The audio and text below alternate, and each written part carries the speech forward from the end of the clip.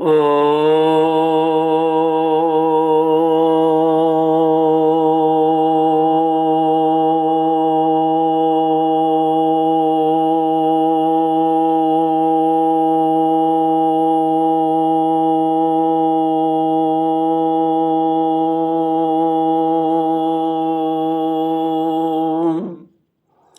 श्री गुरु चरण कमलेभ्यो नमः।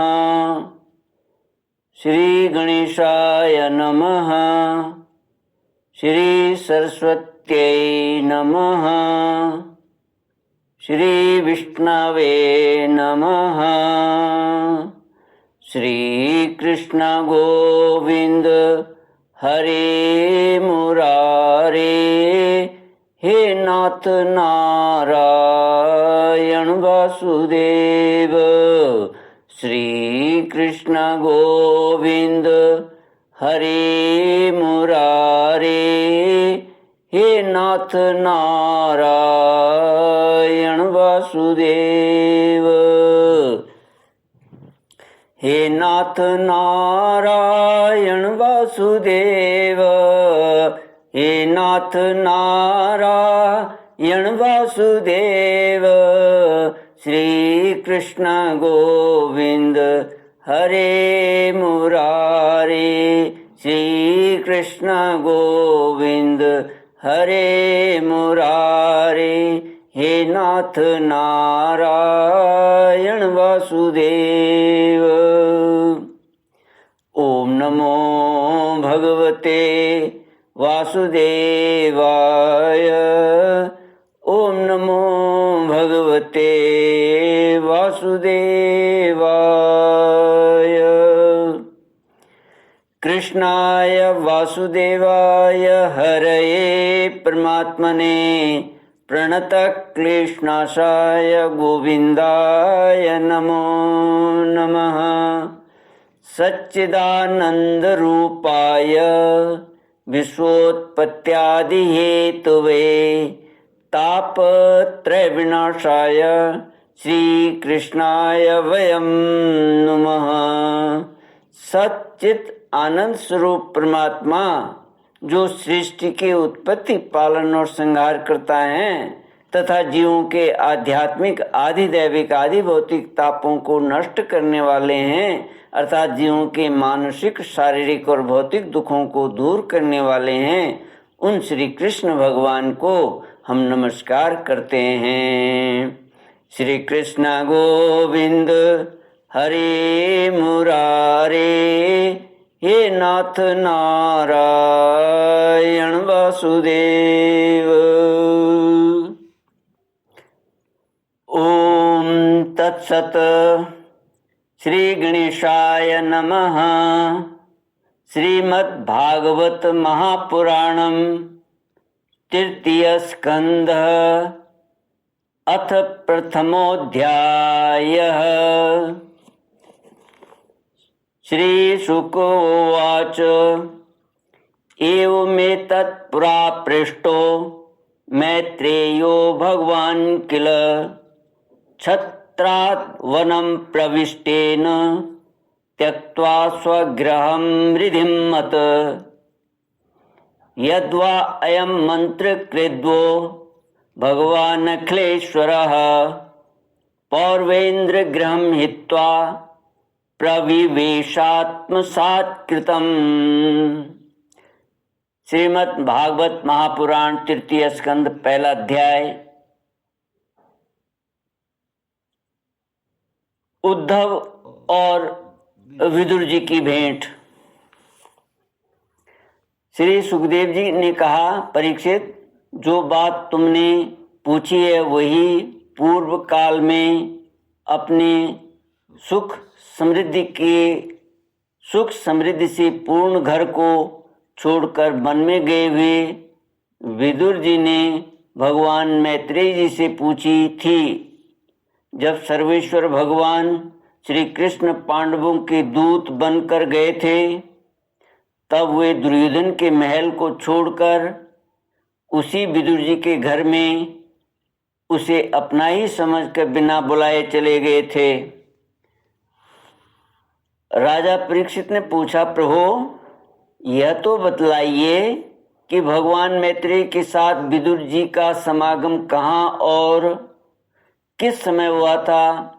पवित्रात्मा विदुर ने महात्मा मैत्रेय जी से कोई साधारण प्रश्न नहीं किया होगा, क्योंकि उसे तो मैत्रेय जी जैसे साधु शिरोमणि ने अभिनंदन पूर्वक उत्तर देकर महिमान्वित किया था। सूजी कहते हैं, सर्वज्ञ सुखदेव जी ने राजा परीक्षित के इस प्रकार पूछने पर अति प्रसन्न होकर कहा, सुनो। श्री सुखदेव जी कहने लगे, परीक्षित, यह उन दिनों की बात है जब अंधे राजा धृतराष्ट्र ने अन्यायपूर्वक अपने दुष्ट पुत्रों का पालन पोषण करते हुए अपने छोटे भाई पांडु के अनाथ बालकों को लाक्षा भवन में भेजकर आग लगवा दी। जब उनकी पुत्रवधू और महाराज युधिष्ठिर की पटरानी द्रौपदी के केस दुशासन ने भरी सभा में खींचे, उसी समय द्रौपदी की आंखों से आंसुओं की धारा बह चली और उस प्रवाह से उनके वक्ष स्थल पर लगा हुआ केसर भी बह चला। किंतु धृतराष्ट्र ने अपने पुत्र को उस कुकर्म से नहीं रोका। दुर्योधन ने सत्यपरायण और भोले भाले युधिष्ठिर का राज्य जुए में अन्याय से जीत लिया और उन्हें वन में निकाल दिया। किंतु वन से लौटने पर प्रतिज्ञा अनुसार जब उन्होंने अपना न्यायोचित पैतृक भाग मांगा, तब भी मोहवश उन्होंने उन अजात शत्रु युधिष्ठिर को उनका हिस्सा नहीं दिया। महाराज युधिष्ठिर के भेजने पर जब जगत गुरु भगवान श्री कृष्ण ने कौरवों की सभा में हित भरे सुमधुर वचन कहे, तो भीष्मादि सज्जनों को अमृत से लगे, पर कुरुराज ने उनके कथन को कुछ भी आदर नहीं दिया। देते कैसे, उनके तो सारे पुण्य नष्ट हो चुके थे। फिर जब सलाह के लिए विदुर जी को बुलाया गया, तब मंत्रियों में श्रेष्ठ विदुर जी ने राज्य भवन में जाकर बड़े भाई धृतराष्ट्र के पूछने पर उन्हें वह सम्मति दी जिससे नीति शास्त्र के जानने वाले पुरुष विदुर नीति कहते हैं।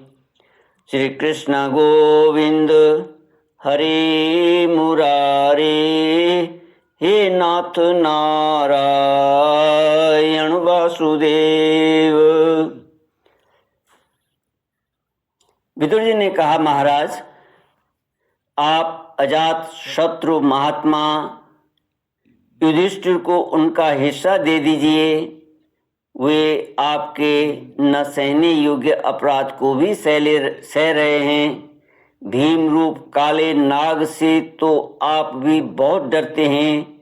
देखिए, वह अपने छोटे भाइयों के सहित बदला लेने के लिए बड़े क्रोध से फुफकारें मार रहा है।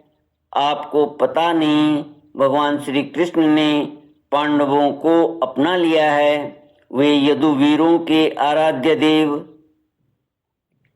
इस समय अपनी राजधानी द्वारकापुरी में विराजमान हैं। उन्होंने पृथ्वी के सभी बड़े बड़े राजाओं को अपने अधीन कर लिया है तथा ब्राह्मण और देवता भी उन्हीं के पक्ष में हैं, जिसे आप पुत्र मानकर पाल रहे हैं तथा जिसकी हाँ में हाँ मिलाते जा रहे हैं। उस दुर्योधन के रूप में तो मूर्तिमान दोष ही आपके घर में घुसा बैठा है। यह तो साक्षात भगवान श्री कृष्ण से द्वेष करने वाला है। इसी के कारण आप भगवान श्री कृष्ण से विमुख होकर श्रीहीन हो रहे हैं। अतएव यदि आप अपने कुल की कुशल चाहते हैं तो इस दुष्ट को तुरंत ही त्याग दीजिए। विदुर जी का ऐसा सुंदर स्वभाव था कि साधुजन भी उसे प्राप्त करने की इच्छा करते थे, किंतु उनकी यह बात सुनते ही कर्ण, दुशासन और शकुनि के सहित दुर्योधन के होठ अत्यंत क्रोध से फड़कने लगे और उसने उनका तिरस्कार करते हुए कहा, अरे इस कुटिल दासी पुत्र को यहाँ किसने बुलाया है? यह जिनके टुकड़े खा खा कर जीता है, उन्हीं के प्रतिकूल होकर शत्रु का काम बनाना चाहता है। इसके प्राण तो मत लो, परंतु इसे हमारे नगर से तुरंत बाहर निकाल दो। भाई के सामने ही कानों में बाण के समान लगने वाले इन अत्यंत कठोर वचनों से मर्माहत होकर भी विदुर जी ने कुछ बुरा न माना और भगवान की माया को प्रबल समझकर अपना धनुष राजद्वार पर रखकर वे हस्तिनापुर से चल दिए। कौरवों को विदुर जैसे महात्मा बड़े पुण्य से प्राप्त हुए थे, वे हस्तिनापुर से चलकर पुण्य करने की इच्छा से भूमंडल में तीर्थपाद भगवान के क्षेत्रों में विचरने लगे, जहाँ श्री हरि, ब्रह्मा, रुद्र, अनंत आदि अनेकों मूर्तियों के रूप में विराजमान हैं। जहाँ जहाँ भगवान की प्रतिमाओं से सुशोभित तीर्थ स्थान, नगर, पवित्र वन, पर्वत, निकुंज और निर्मल जल से भरी हुई नदी, सरोवर आदि थे, उन सभी स्थानों में वे अकेले ही विचरते रहे। वे अवधूत वेश में स्वच्छंदता पूर्वक पृथ्वी पर विचरते थे, जिससे आत्मीय जन उन्हें पहचान न सकें। वे शरीर को सजाते न थे, पवित्र और साधारण भोजन करते, शुद्ध वृत्ति से जीवन निर्वाह करते, प्रत्येक तीर्थ में स्नान करते, जमीन पर सोते और भगवान को प्रसन्न करने वाले व्रतों का पालन करते थे।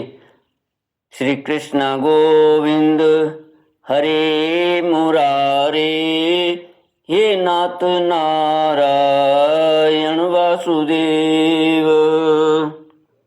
श्री कृष्ण गोविंद हरे मुरारे, हे नाथ नारायण वासुदेव। श्री कृष्ण गोविंद हरे मुरारे, हे नाथ नारायण वासुदेव।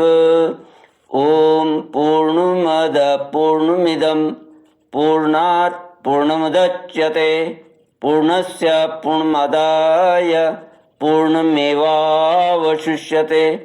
ओम शांति शांति शांति। हरि ओम। श्री गुरुभ्यो नमः। हरि ओम।